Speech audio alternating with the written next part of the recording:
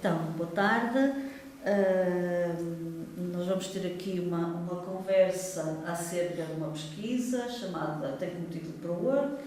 É uma pesquisa financiada pela Fundação para a Ciência e Tecnologia, teve início em 2023 e terminará em março de 2026. O meu nome é Luísa Veloso, eu sou socióloga, sou investigadora do Centro de Investigação e Estudos de Sociologia do SCTE e coordeno esta pesquisa e tenho comigo hoje o Filipe Reis, a Joana Marques, o João Lopes e a Patrícia Santos, que são alguns dos membros da equipa que se encontram a desenvolver esta pesquisa. Apresentando sucintamente, o Filipe Reis é antropólogo, é docente no SCTE, investigador do Centro em Rede de Investigação em Antropologia. A Joana Marques é investigadora do Centro de Investigação em Estudos de Sociologia do SCTE e é professora auxiliar convidada também do SCTE. O João Lopes é investigador do Centro Interuniversitário da História das Ciências e das Tecnologias da Faculdade de Ciências e Tecnologia da Universidade Nova de Lisboa. E a Patrícia Santos é investigadora no Centro de Investigação também, Estudos de Sociologia do SCTE, e é responsável pela área de monitorização e avaliação das atividades no Teatro Nacional Dona Maria II. Esta conversa tem como objetivo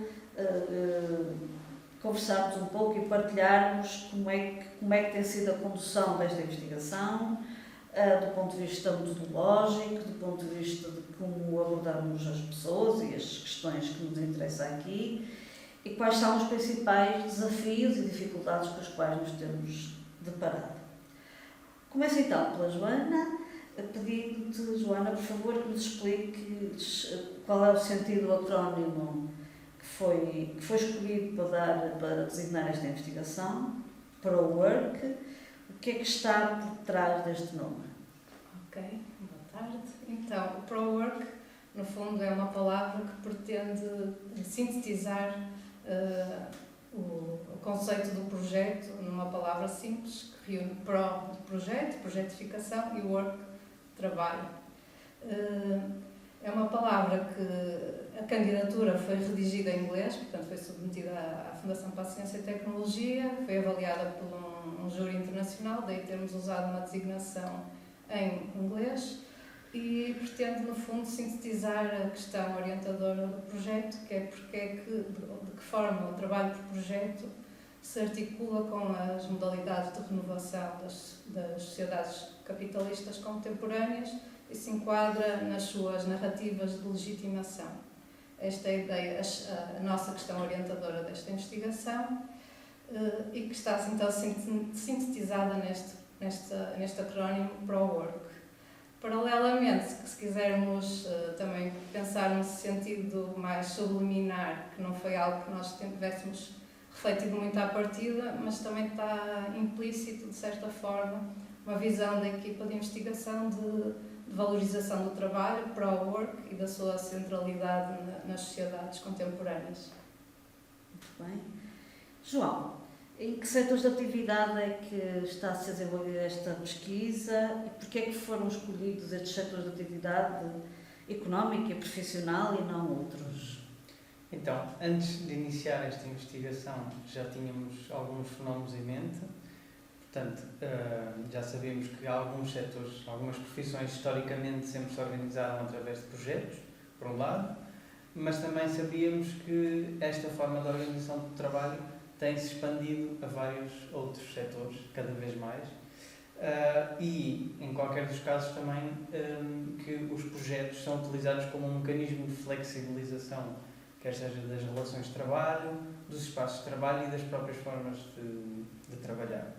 E, portanto, para captar esta diversidade de situações em toda a economia, temos 8 projetos, divididos em 4 setores, lá está, que são eles a investigação e desenvolvimento em parcerias universidade e empresa, consultoria e gestão, artes e economia social.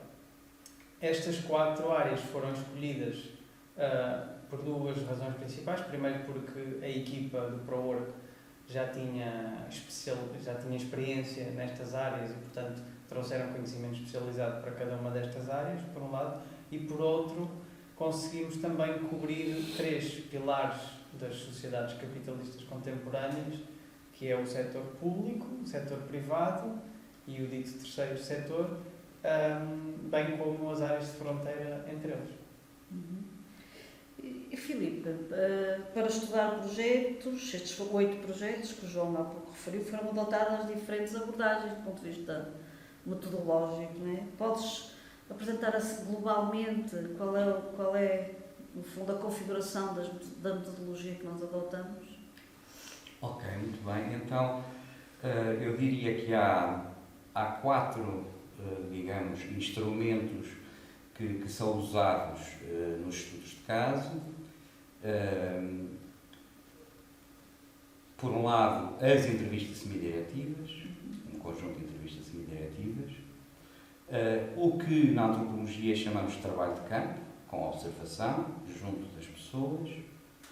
Em terceiro lugar, a análise documental, a recolha de documentação junto das empresas ou instituições, organizações onde o trabalho está a ser realizado. E, finalmente, aquilo que designamos por métodos de elicitação, ou seja, uma forma de pedir às pessoas que realizem algum tipo de atividade. Pode ser fazer uma fotografia do seu lugar de trabalho, pode ser desenhar o organigrama da sua instituição ou organização de acordo com o seu próprio ponto de vista.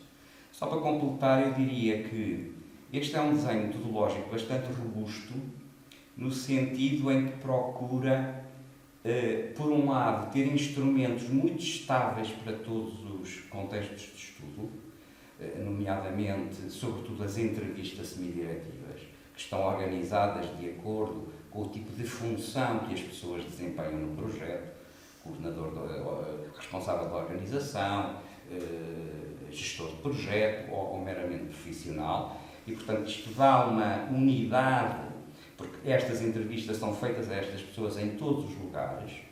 Bom, a análise documental, com algumas limitações, porque nem em todos estes contextos é possível aceder ao mesmo tipo de documentação, mas também é qualquer coisa que é transversal.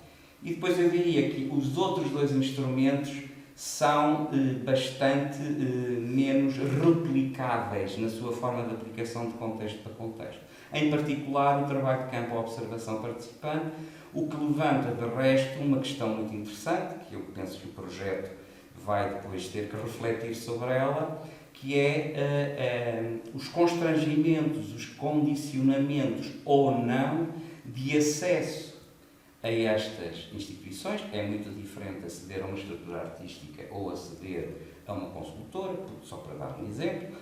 São universos muito distintos. Aquilo que é possível fazer com as pessoas nesses contextos também é muito distinto e, portanto, digamos, esta polifonia que, de alguma forma, vai ser dada sobretudo pela observação participante e também pelos métodos de elicitação, vai permitir estabelecer comparações acerca de uma questão que é muito tratada na metodologia, que tem justamente a ver com o acesso ao terreno e com a forma como o investigador ou a investigadora se posicionam e é percebido pelas pessoas ao encontro das quais ela vai. E também, não sei se gostavas de dizer alguma coisa sobre aquilo que nós designamos pela etnografia multissituada, não é?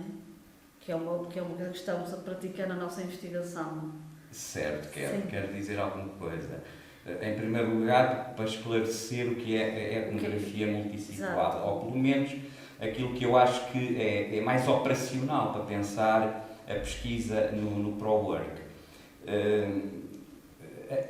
Uma etnografia multissituada é uma etnografia que se coloca a partir da seguinte perspectiva. O que está a acontecer neste lugar, nesta organização, nesta consultora, nesta estrutura artística, para ser explicado e analisado, nós precisamos de perceber as conexões dessa organização com outras organizações. É por isso que nós estudamos projetos em rede, precisamente, e damos uma grande atenção ao mapeamento, ao rastreamento dessas redes, e, portanto, o sentido da etnografia multissituada não é tanto a comparação entre setores, mas é o facto do trabalho por projeto que é desenvolvido nesses lugares conecta esses lugares a múltiplos outros lugares, sejam eles parceiros ou sejam lugares de outro tipo.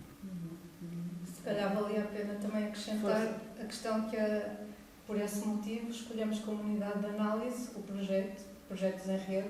Certo. É uma outra especificidade deste projeto, que vai ao encontro de muitas configurações de trabalho na atualidade, que são temporárias, que acabando, nomeadamente no setor artístico que vocês investigaram, muitas vezes, depois do projeto, a estrutura desfaz e não existe alguma continuidade. Então, é outra particularidade desta abordagem metodológica que eu acho particularmente relevante. E há ainda outra especificidade, que é a questão da meta-análise que nós estamos uma vez que nós próprios somos um projeto, trabalhamos, somos o nosso objeto de investigação também, então temos uma colega que é a Clara a trabalhar connosco numa etnografia do próprio ProWork. Sim, muito bem. A equipa tem trabalhado nos 4 setores de atividade económica e profissional, numa divisão de trabalho como é evidente, e os projetos têm configurações distintas, não é? Em função das atividades económicas e profissionais em que se encontram e também, como o João referiu, se é dentro da área pública, privada ou da economia social. Portanto, se calhar o que vos ia pedir é um pouco quais são as especificidades que presidem a estes 4 grandes domínios que já foram referidos. Talvez comece por ti, Patrícia. Quais são as especificidades dos projetos no domínio das artes? No domínio das artes, a nossa escolha recaiu para 2 organizações de criação artística, uma de grande dimensão e ligada à área do teatro e outra de dimensão mais pequena e ligada à música contemporânea. Esta diversidade era para nós importante no sentido também de, por um lado, perceber a elasticidade destas metodologias e da própria projetificação do trabalho, não é? De que forma é que a projetificação do trabalho, este figurino de projeto, se coaduna com diferentes dimensões, diferentes equipas, até reconhecimento nacional ou não. E nesse sentido escolhemos estes 2 estudos de caso, que, por um lado, nesta organização ligada ao teatro de maior dimensão, o projeto aparece como forma de organização mais flexível da própria estrutura organizacional e também como lugar de encontro para a rede, ou seja, o projeto é convocado como lugar para convocar outros parceiros e até financiamento na organização de menor dimensão. O projeto acaba por se, de alguma forma, ligar à própria natureza da instituição, ou seja, se confundir um pouco até com a organização. Uma organização pequena, com financiamento público, que é muito importante e que é gerido a partir de um projeto, não é? E que é muito importante para a própria constituição da equipa e do modelo de trabalho. E nesse sentido também são projetos diversos, a forma como acolhem a dinâmica do projeto, dinamizam e promovem esta dinâmica também é diferencial nestes dois estudos de caso. Na verdade, a metodologia também no setor das artes, eu penso que nos outros setores, acaba também por nos ajudar a perceber tanto as dimensões mais visíveis do trabalho como as dimensões mais invisíveis ou não tão visíveis. Dimensões visíveis como a própria organização, não é? O organigrama, embora também com subtilezas e dinâmicas diferentes conforme o profissional que é o escutado e entrevistado, mas que acaba por ter um formato um bocadinho mais formal e que é captado a partir da metodologia, mas também dimensões mais invisíveis, como no caso do setor das artes, a questão das redes e da sua importância, e também a agência dos próprios profissionais, de que forma é que as redes, as suas redes pessoais, sociais, são mobilizadas para a organização e vice-versa, de que forma é que a agência também acaba por condicionar este trabalho de projeto. E acho que, em última instância, no setor das artes, esta dinâmica entre o nível mais macro, o financiamento nestes 2 casos, os estudos de caso, vivem, e estes projetos em particular que estamos a analisar, vivem de financiamento sobretudo público, com diferentes graus de autonomia em relação a este financiamento, mas este nível macro versus o nível meso da própria organização, da estrutura mais formalizada ou menos formalizada, até que ponto até as funções são mais latentes, mais adquiridas, mais relacionadas com o seu conhecimento especializado ou não, e o nível micro das próprios profissionais e da forma como gerem até a relação entre o trabalho e as suas vidas pessoais. A metodologia acaba por nos dar também estes três lados, estes três níveis, e que no caso das artes em particular são bastante intercruzados e importantes de analisar. Portanto, isso significa também que as equipas vão mudando, não é? Em função do projeto que esteja em causa, não é? Sim, as equipas destes dois projetos, destas duas organizações, são diferentes, embora que se consiga encontrar estes vários lugares, não é? O lugar da administração da instituição, o lugar da gestão do projeto, o lugar dos profissionais no terreno, digamos assim, que põem as mãos na massa. Isto existe também aqui um lugar da gestão do projeto central, que é um lugar que é ocupado durante todo o tempo do projeto, que depois é associado a lugares de especialistas, por exemplo, os artistas que são convocados para determinada atividade dentro do projeto, e esta versão de profissionais mega flexíveis, que são tanto produtores como comunicadores, como gestores de orçamento, como relações públicas dos projetos. Há esta dinâmica depois dentro de cada um dos projetos, ela vai sendo diferenciada mesmo ao longo do mesmo projeto, mas ao longo do tempo. Não é estanque, não são equipas propriamente estanques e vão até pela própria pelos interesses pessoais, não é? Estou a pensar, por exemplo, num dos estudos de caso, os interesses pessoais condicionam a estadia num determinado projeto. As aspirações artísticas de determinada pessoa pode condicionar. Claro. E no setor da economia social, Joana?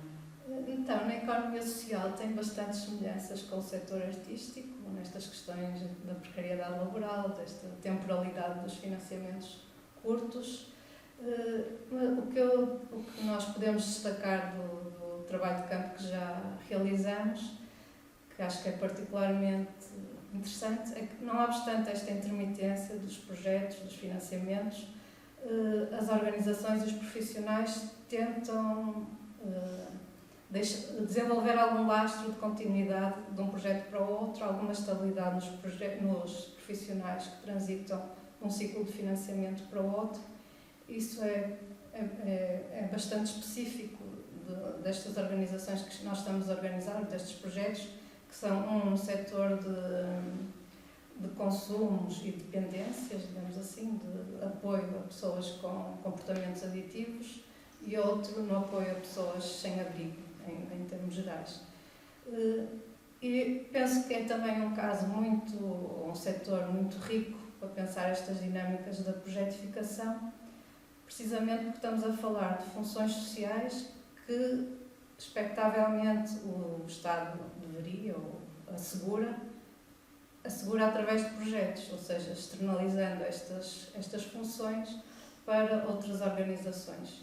Então, acho que é muito emblemático desta tendência que nós estamos a observar, desta ideia de projetificação enquanto um processo que se vai alargando a novos setores e a novas dinâmicas. Esta, aliás, foi a nossa hipótese de partida, de que a projetificação no setor social é uma forma de reproduzir esta ideia de uma sociedade civil secundária, que é precisamente esta ideia da sociedade civil a substituir o Estado nas suas funções. No entanto, se nós observarmos a realidade, o terreno, as pessoas que estão no terreno, o que observamos são relações de continuidade, que se vão, por exemplo, desde a conquista da confiança dos públicos com quem trabalham, com que estas organizações trabalham, quer ao nível dos trabalhos em parceria com outras organizações de um território, são coisas que se constroem ao longo de muito tempo e não se coadunam com uma lógica temporária de um projeto de 2 anos ou de 4 em 4 anos tenham que candidatar a novo financiamento. Por exemplo, Ou por outro lado, são também equipas que trabalham com orçamentos muito reduzidos e que também, em termos de condições laborais, são bastante precárias, porque é um orçamento diminuto para aquilo que eles têm que fazer ao longo de 2 anos. É bastante desafiante lidar a trabalhar nestas condições, mas não obstante, pelo menos naquele caso que eu estive a acompanhar com maior proximidade, o João poderá completar também no outro caso, há um esforço da organização em assegurar contratos de trabalho permanentes, não obstante esta temporalidade limitada dos projetos. Outra particularidade em relação ao que a Patrícia estava a falar, da questão das figuras do gestor de projeto muito definida, neste setor não encontramos. Normalmente é assumido de uma forma mais transversal e dentro dessa polivalência que estes profissionais também têm, de tratar de redes sociais, de gerir os projetos, de preencher os indicadores nas plataformas online. Em alguns fóruns em que nós participamos com profissionais e organizações mais de cúpula do setor, vemos alguma certa orientação para que comece a existir o gestor de impacto, a introduzir a gestão de impacto nestas equipas, e acho que isso é também uma particularidade que emerge desta realidade. Se calhar, agora estava só a ouvir e lembrei-me que no caso das artes, dos 2 projetos que estamos a acompanhar, também há essa tentativa de continuidade da equipa e dos recursos humanos. E isso, e lendo alguma bibliografia também, faz-me lembrar que tem também a ver com a ideia de que são projetos não muito longos no tempo, não é? Em que o conhecimento tem que estar assegurado, não é? Aquele conhecimento especializado tem que ser mobilizado de uma forma rápida e sem grande contextualização, às vezes, não é? Ou sem grande entrosamento da própria cultura organizacional, etc. E nesse sentido a continuidade permite isso também, permite do ponto de vista da organização que seja um recurso eficiente, eficaz, numa lógica bastante de imprevisibilidade. A questão da imprevisibilidade é muito importante na criação artística, não é? E nesse sentido os recursos sustentáveis no tempo permitem também que haja uma maior segurança a esse nível. E que talvez, não sei se linka com o terceiro setor ou não, mas que no caso das artes é importante. E sobretudo num caso, nós observamos que praticamente metade da equipa saiu, ou seja, desde os primeiros contactos até à atualidade, uma parte desses membros da equipa saíram.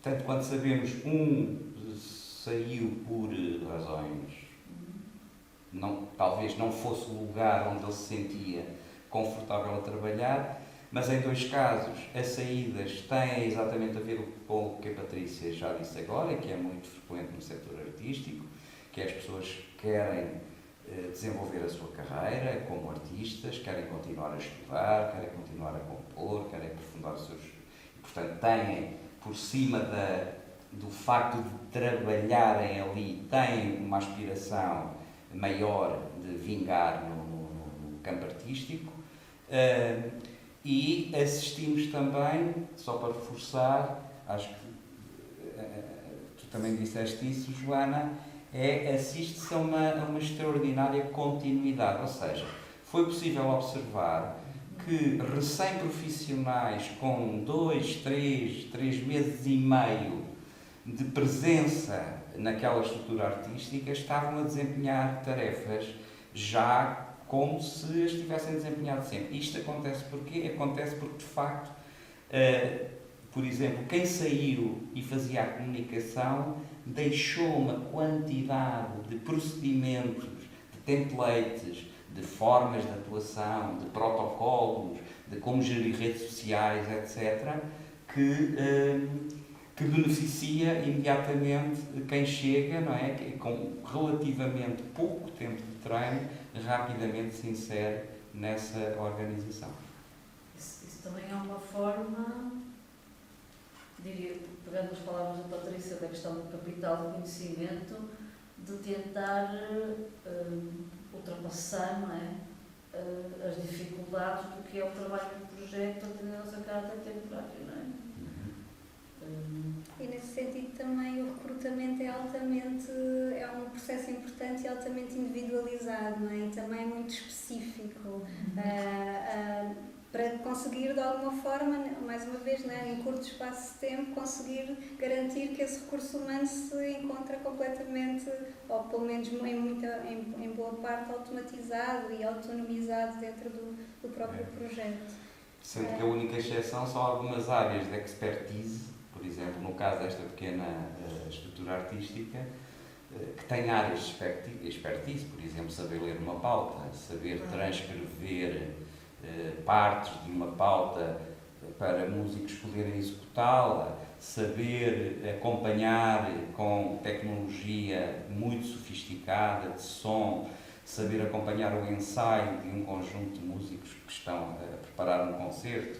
Ou seja, há áreas de expertise que só algum, estamos a falar de uma pequeníssima estrutura, mas que mesmo assim só uma daquelas pessoas conseguem assegurar. No resto é a polivalência completa. E nós temos as pessoas a fazer com esse nível de expertise também a limparem o espaço e também a fazerem fotografias para postar nas redes sociais ou a responder um e-mail se a pessoa está de folga nesse dia e aquilo precisa de uma resposta urgente. Portanto, há completamente esta ideia da hiper-flexibilidade de desempenho de tarefas, com exceção de algumas tarefas altamente especializadas. Que são normalmente as tarefas mais ligadas à... Desculpa, João. São normalmente as tarefas mais ligadas à componente artística, até. Em ambos os casos, há artistas a trabalhar na sua área ou não. Pensando, por exemplo, na estrutura de grande dimensão, há artistas que estão a trabalhar em outras áreas, mas que são artistas e que foram contratados também porque são artistas e têm esse know-how e esse conhecimento e esse capital associado. A tal expertise que estava a referir, Filipe, não é? A tal expertise, não é? Sim, claro. Nós temos uma profissional, no caso dessa grande estrutura, cuja formação é teatro. Portanto, ela formou-se para ser ator ou atriz, mas está a fazer produção. Mas sabe que é a forma, e em entrevista ou até em conversa, ela não vê nada de muito estranho nisso e percebe que o facto de vir do mundo do teatro, embora nunca teve nenhuma formação específica em produção, lhe abriu as portas, porque na verdade ela está sempre a contactar com colegas de profissão, ou aquilo que seria a sua profissão, embora esteja a desempenhar outras funções. João, Queria só para complementar o que a Joana disse sobre a economia social. Sobre a economia social. Eu acho que há, pelo menos no projeto que eu estou a acompanhar mais de perto, há duas coisas que é importante dizer, que é, por um lado, que gasta muitos recursos humanos, ou seja, muito tempo útil nas interações com o financiador, seja em reuniões, em preenchimento de relatórios disto, de progresso, de finais, candidaturas, e é muito tempo mesmo que acabam por não dedicar àquilo que é o trabalho pelo qual foram contratados, que é substantivo, porque depois o financiador também olha muito mais para, ou seja, financia o trabalho técnico, mas depois aquilo que é todas as exigências burocráticas já é a própria organização que tem que tomar conta e acaba por ser muito tempo. E esta precariedade dos financiamentos, pronto, que é comum nas artes e na economia social, que acaba por se naturalizar esta precariedade, que é uma espada que está sempre na cabeça das pessoas, mas as pessoas habituam-se, as organizações habituam-se.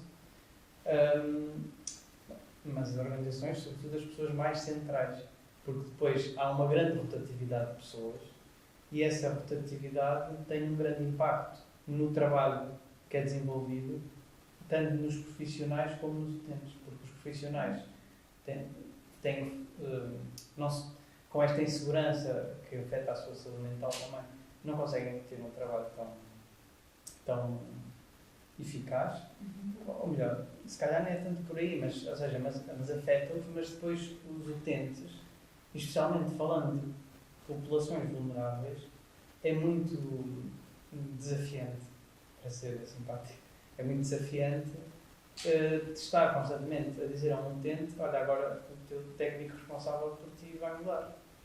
Porque são criadas relações de confiança que estão sempre constantemente a ser quebradas. Portanto, é isso. E já agora, João, continuando contigo, no setor da consultoria e gestão, quais são as especificidades para poderes? Eu acho que este setor é marcadamente diferente dos outros dois que estávamos a falar, mas em termos metodológicos há um desafio muito óbvio que tem a ver com o próprio estilo de comunicação. Porque sentimos que para estas pessoas é muito difícil dizerem que não. Portanto, nós tivemos sempre de perceber nas entrelinhas quando é que de facto não estavam disponíveis, porque isto é uma hipótese nossa, não é? Mas como é um setor muito baseado no networking, nas pontes e nas conexões, as pessoas simplesmente não estão habituadas a dizer que não, dizem sempre que sim a tudo, mas efetivamente nós várias vezes tivemos que desistir e passar à frente.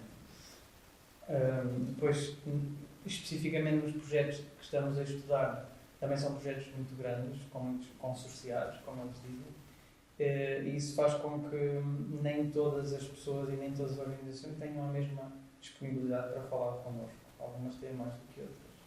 E finalmente, também, isto metodologicamente,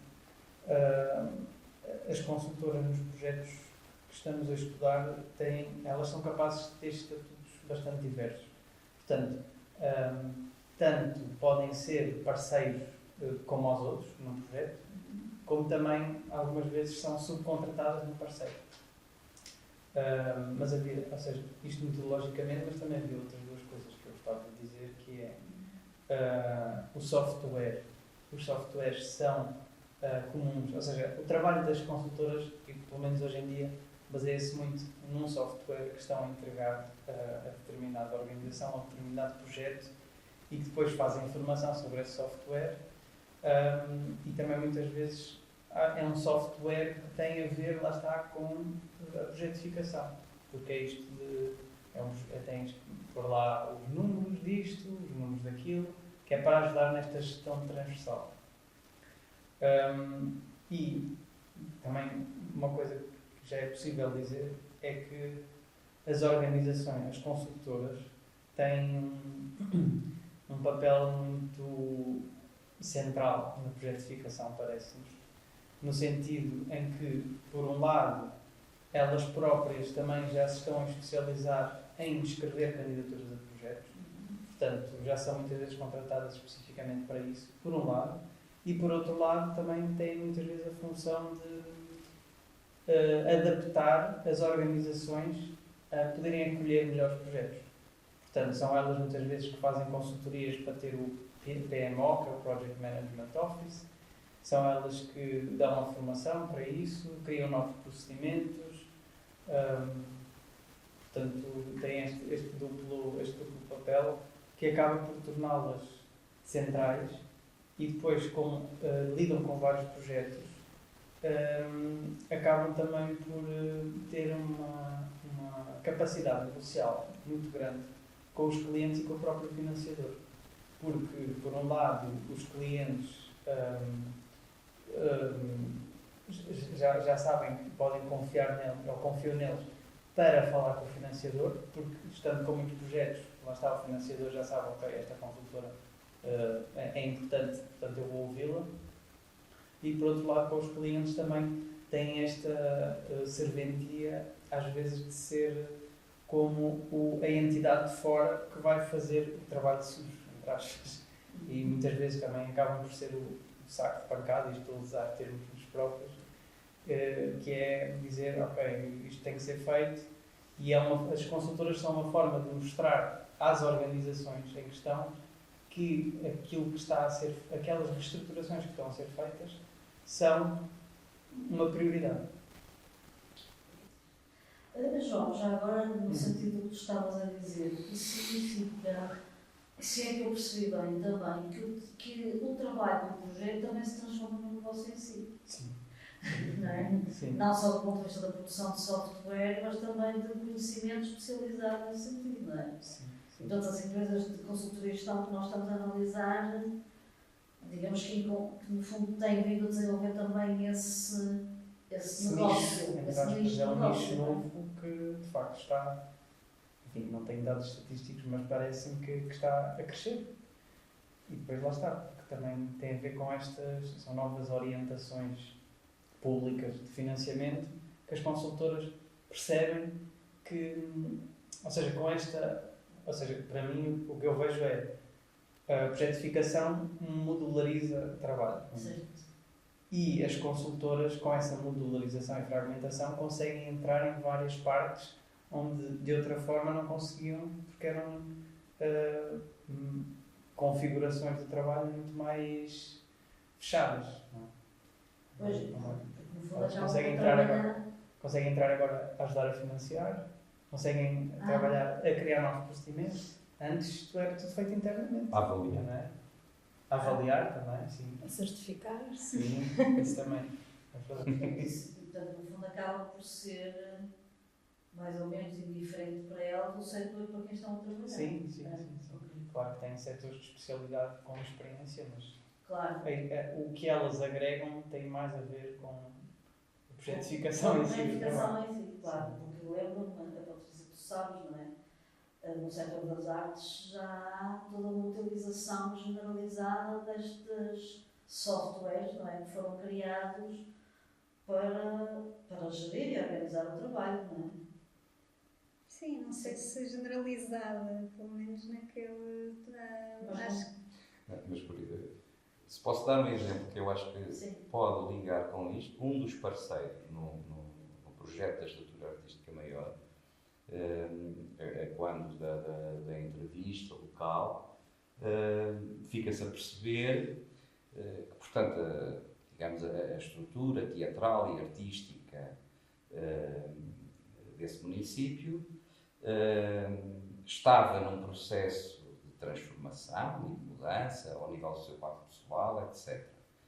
Quem é que foi fazer esse trabalho? Uma consultora.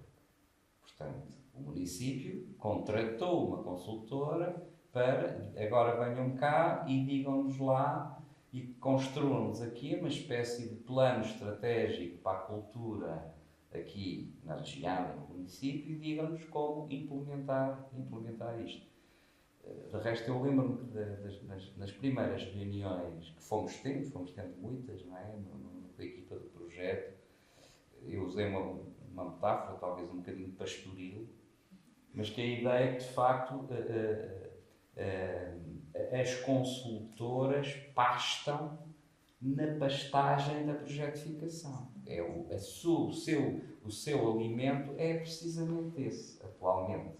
Enfim, eu não sou não estou a trabalhar nessa área, mas é um lado muito importante da sua atividade atualmente. É exatamente como estava a dizer o João, e com essa capacidade de entrar de forma modular nas lógicas de organização do trabalho do projeto. Então, Joana, finalmente, nas atividades de investigação e desenvolvimento, realizadas em parceria entre universidades e empresas, atendendo também à sua configuração em rede, o que é que salientarias? Bom, atendendo aos aspectos que já foram cobertos, acho que podemos destacar que este setor é bastante plural, não é? Tanto em termos disciplinarmente como em termos de configurações, e no caso nós trouxemos 2 projetos muito distintos. Um é um projeto que é desenvolvido a partir da academia e o outro é um projeto desenvolvido a partir de uma empresa, cada um com as suas dinâmicas muito próprias e distintas. No caso do projeto desenvolvido a partir da academia, é um projeto com financiamento europeu, em que as empresas entram como um dos parceiros no âmbito de uma rede complexa de muitos parceiros nacionais e internacionais a nível europeu. Portanto, foi um projeto que foi bastante desafiante ao nível do trabalho de campo, porque também tinha esta componente internacional.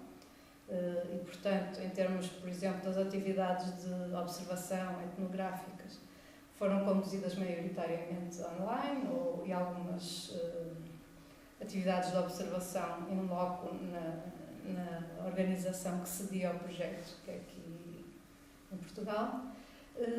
No caso do projeto em contexto empresarial, a especificidade é que é um projeto desenvolvido paralelamente às atividades de uma empresa, que no caso é uma fábrica, portanto tem todas as atividades normais de chão de fábrica, de produção, e em que os engenheiros com maiores responsabilidades são também convocados para desenvolver projetos de investigação, é mais até de desenvolvimento, que eles chamam, que eles integram a investigação da academia no desenvolvimento dos seus projetos, visando desenvolver um produto novo ou um processo, aprimorar um processo que depois vai passar a ser incorporado nas operações normais da empresa.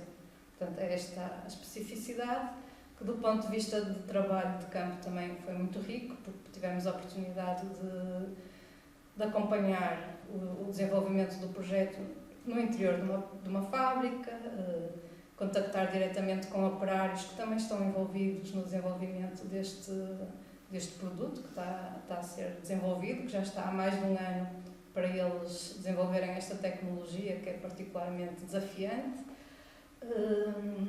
Tem também a particularidade de lidar com segredo industrial, portanto nós para irmos para o terreno tivemos que assinar um NDA, Non-Disclosure Agreement, um acordo para não divulgar aquilo que presenciamos, é outra particularidade deste trabalho de campo.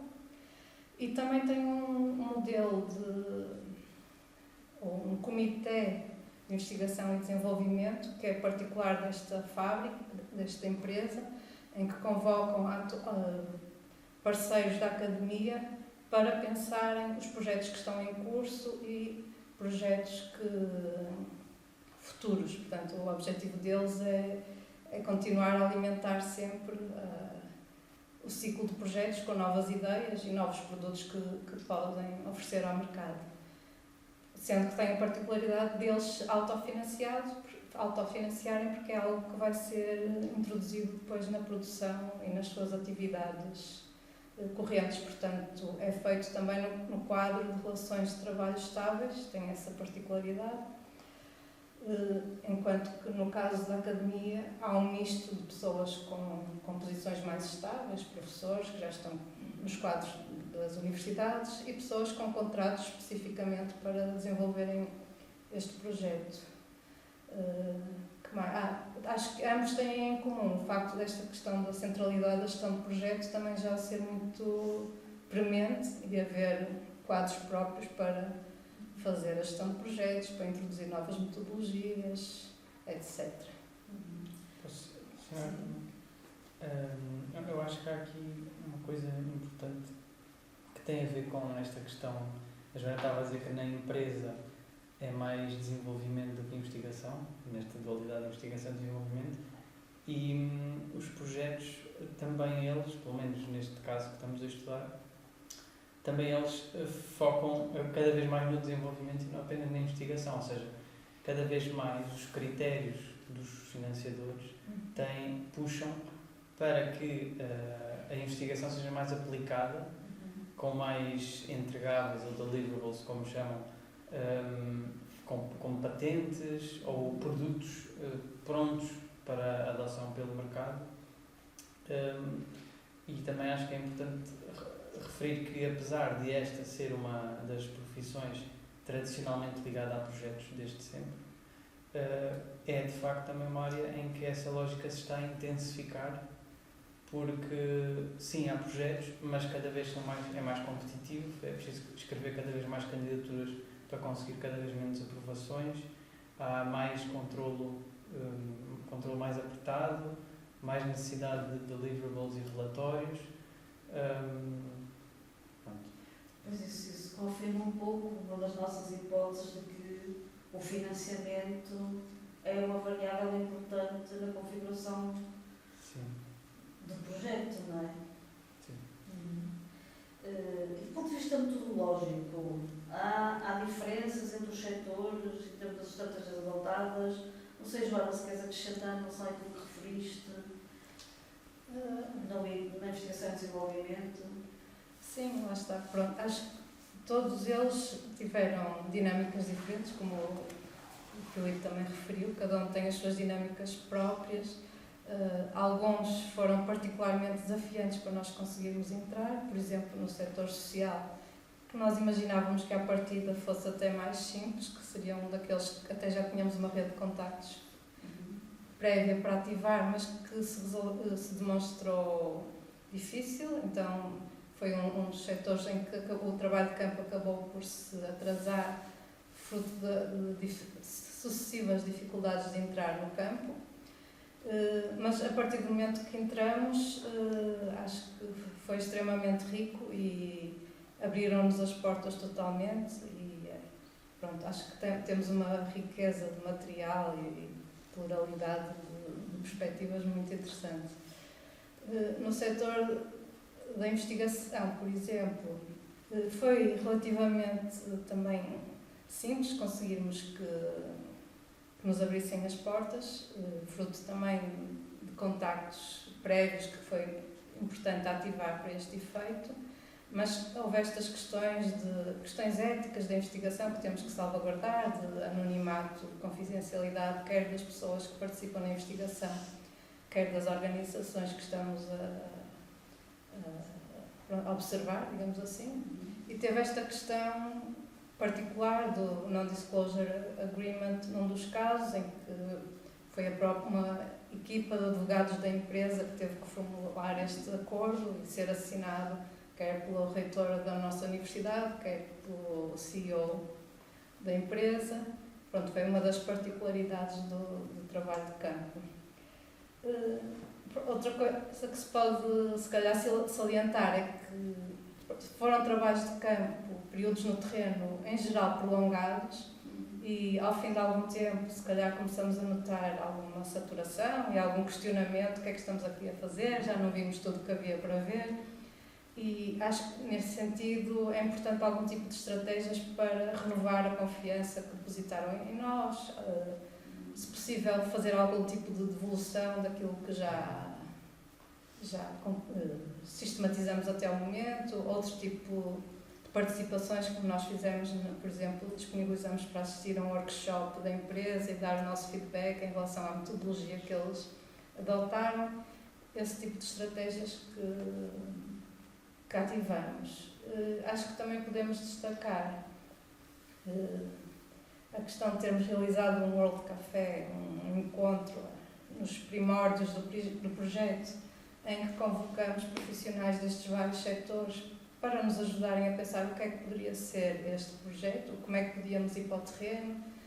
Eles deram-nos várias propostas de estudos de caso potencialmente interessantes, então também foi uma estratégia interessante para desbloquear o início do projeto.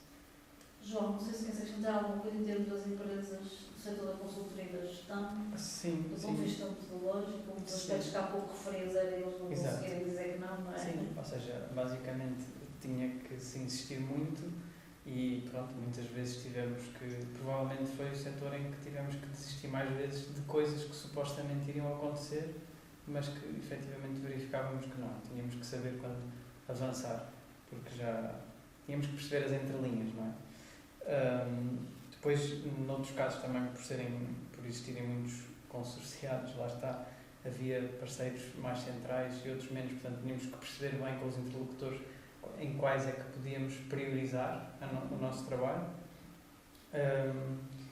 E pronto, depois também uma questão que é, por causa dos diferentes estatutos que as consultoras têm nos diversos projetos e diversas organizações, perceber também bem quais eram as dimensões do projeto que valia a pena focar com aquele entrevistado ou não. Patrícia, alguma coisa assim em particular que estás a Sim, estava aqui a pensar, no setor das artes nós fomos uns privilegiados e não tivemos grande dificuldade na entrada. Tínhamos relações também privilegiadas com estes 2 estudos de caso. Acho que aqui a questão foi de que forma é que não se subcarregam também as equipas com quem queremos falar, com quem queremos estar. Acho que isso é também uma questão ética importante, não é? Enquanto investigadores, também pensar de que forma é que, por um lado, o nosso trabalho pode ou não condicionar o trabalho de equipas que já estão bastante, que têm um nível e uma intensidade de atividade muito grande, e depois a questão da devolução, que eu acho que foi também um grande incentivo à participação, não é? A ideia de que poder, de alguma forma, ter uma equipa de investigadores que se debruça sobre um dos projetos em que esta instituição, esta organização tem, e que possa haver uma devolução crítica, uma devolução discursiva e uma conversa também baseada naquilo que são os resultados e aquilo que formos encontrando e debatendo. Acho que isso também é uma mais-valia para ambas as partes, não é? O facto de os nossos resultados não serem estanques e ainda terem um momento também de discussão com as próprias organizações e os próprios projetos que analisamos. Para terminar, Filipe, que balanço é que faz os principais desafios e dificuldades no estudo de projetos que estamos aqui a desenvolver? Ui. Isso é uma pergunta difícil. Não, como disse ao início, eu acho que uma das dificuldades, que aliás já algumas delas foram aqui enunciadas, é esta diversidade, esta pluralidade de contextos de pesquisa e de observação. E, portanto, embora ao dizer isto, estou também a dizer que isso constitui um desafio, porque precisamente na reflexão metodológica, quando se usa a etnografia, um dos tópicos centrais dessa reflexão, não é o único, mas um que é muito importante, tem a ver precisamente com as questões do acesso, por um lado, e com a forma como aquelas pessoas, porque nós trabalhamos com pessoas, não é? Seguimos projetos, mas os projetos são feitos por pessoas, não é? É apenas por uma comodidade, quer dizer, quase um cesurismo, não é? Que é importante na análise, nós precisamos delimitar, não é? Todas as pessoas, não é? Toda a organização, embora em alguns casos, como no projeto mais pequeno, como a Patrícia já disse, no caso das artes, organização e projeto confundem-se muito, mas em muitas outras organizações não, portanto há ali uma cesura junto daqueles interlocutores, seguindo aquele projeto que foi escolhido, etc. Portanto, isso aí vai constituir um desafio, perceber como, em contextos tão diversos, esse acesso foi conseguido, as dificuldades que houve e a forma, porque um antropólogo ou um sociólogo ou um sociólogo são entendidos de forma diferente numa consultora, não é? O João dizia, estão sempre disponíveis, porque faz parte do ethos, não é? A gente nunca diz que não a qualquer coisa, porque pode sempre, dentro dessa lógica do estabelecimento de redes, não vamos dizer que não, vamos manter, depois agendar, etc. É outra coisa. E, portanto, eu diria que, digamos, o grande desafio é esse. Mas eu gostava ao mesmo tempo também por reforçar qualquer coisa que foi agora mencionado nesta última ronda e que tem a ver com esta questão da devolução, que muitas vezes se anuncia, mas nem sempre se pratica. Mas eu acho que há um dever de devolução.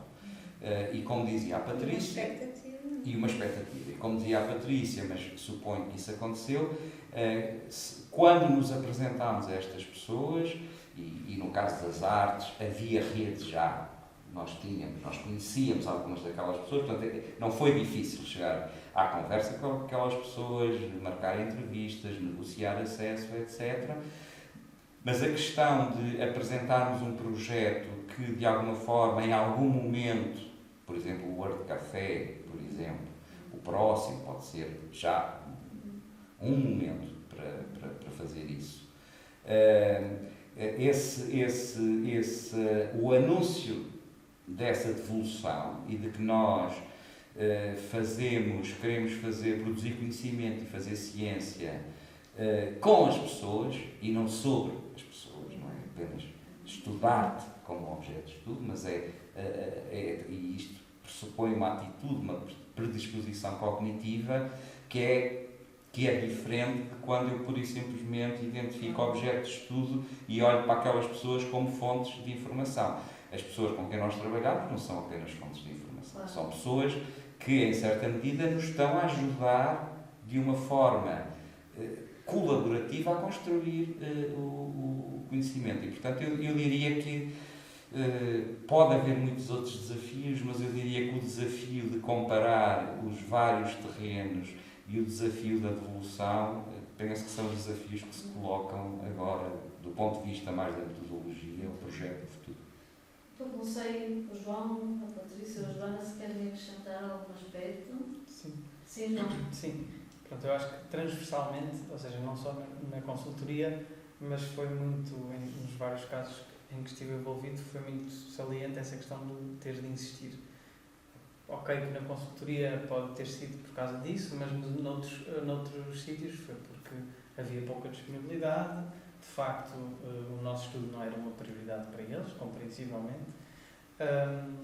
Pronto, isso por um lado. Depois, por outro lado, também o facto de, quanto mais em rede, e isto foi uma preocupação que tivemos, não é? Ter estudos de caso que fossem em rede, mas quanto mais em rede é um projeto, e especialmente quanto mais distribuído poder estar nessa rede, mais difícil é entrar. Porque é como entrar numa coisa absolutamente gigantesca, não é? E depois também é difícil ancorarmos nesse projeto, também especialmente do ponto de vista etnográfico. Ou seja, se isto é uma rede que está em vários países, em que as pessoas estão, os únicos contactos que têm quase são por reuniões, como é que nós nos podemos ancorar aqui? Portanto, isso foi um desafio grande e depois também, lá está, é verdade que é possível e foi muito feito já etnografias virtuais, mas de facto também acarretam desafios importantes porque, por um lado, é mais fácil tecnicamente ir a uma reunião online do que ter que se deslocar a um sítio para estar com as pessoas, mas por outro lado também se perde muita da ligação de confiança que é necessária numa etnografia, e portanto online é muito mais fácil de construir isso, para que se permita e se naturalize uma presença mais prolongada. Portanto, sim, é possível ir a reuniões online, mas é mais difícil tornar isso uma regra, porque sem a permanência se tornar um bocadinho vista como uma coisa estranha, não é? Uma coisa de vigilância. Não sei, Patrícia. Sim, eu queria, na verdade, fazer duas considerações sobre o projeto que se analisa a si próprio, né? Esta ideia de meta-projeto. E eu acho que no caso deste ProWork há uma questão que me parece interessante salientar, que é esta ideia de convocarmos para a discussão conjunta, embora estejamos organizados de uma forma até mais prática, não é? Não podíamos estar todos a acompanhar todos os setores, todos os estudos de caso e acabamos por potenciar também aquilo que é o saber especializado de cada um em termos de áreas temáticas, de metodologias, etc. E dos próprios setores, mas houve sempre espaço para esta discussão ao longo do tempo, não é? Uma discussão onde se fazem as primeiras considerações, as primeiras observações e que elas podem contaminar de alguma forma o olhar que se tem em relação a outros projetos, em relação a outros setores. Eu acho que isto é um aspecto de valorizar, não é? Importante numa sociedade que é cada vez mais fast, em que andamos todos a correr para produzir e os próprios projetos de investigação o fazem, não é? Por isso considero realmente esta partilha e devolução também, a discussão com as pessoas que fizeram este estudo connosco, um desafio, porque nós próprios temos entregáveis, porque nós próprios temos calendário, porque nós próprios temos uma série de questões de cronograma e de responsabilidade e nesse sentido, mas acho que este diálogo internamente, eu acho que este diálogo depois, no momento posterior, mais alargado com os interlocutores dos estudos de caso, permite uma coisa que eu acho que é primordial no setor do trabalho e que pouco acontece, que é esta circulação de conhecimento e este conhecimento móvel, não é, que se vai acumulando e que de alguma forma também é transmitido para as organizações, porque muitas vezes isto também não acontece e era uma questão que nós tínhamos, como é que o conhecimento produzido dentro do projeto é transferido e é acumulado pela própria organização. E o que vemos nos estudos de caso, ainda sem grandes conclusões, mas que há esta dificuldade porque depois de um projeto vem outro. E o momento de pausa, de reflexão, de aprendizagens para o seguinte é muito limitado. Acho que era isto. Não sei, Joana, se queres acrescentar? Sim, acho que dentro do que a Patrícia estava a dizer, acrescentar que também a nossa investigação tem essa preocupação de devolução e nesse sentido estamos a desenvolver neste momento um conjunto de mini documentários, precisamente com esse objetivo de disseminar mais amplamente o projeto e os resultados, isso por um lado. Por outro lado, um outro desafio que também temos neste momento em mãos, que é a questão da análise dos dados. Portanto, foi recolhido um manancial imenso de dados da observação, do trabalho de campo, dados de entrevistas, que devem totalizar centenas de entrevistas, documentos, resultado da licitação, pedimos às pessoas para produzirem para nós diagramas, fotografias dos espaços de trabalho. Portanto, temos também este desafio de como analisar de uma forma coerente estas realidades tão distintas. A nossa opção foi privilegiar uma grelha de análise que é comum aos vários setores, mas que, por outro lado, não é exageradamente detalhada para permitir que a riqueza e as nuances de cada caso possam ser preservadas e não fragmentar a riqueza destes dados, que acho que isso é importante.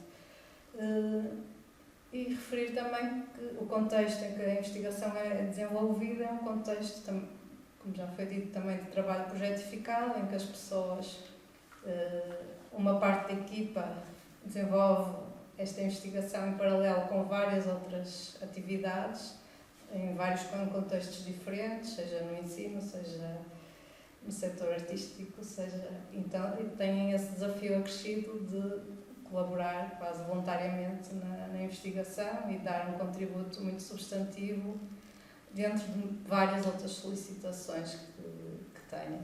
Então acho que é bastante desafiante. Muito bem, muito obrigada. Não, obrigada. Obrigada. A entrevistadora.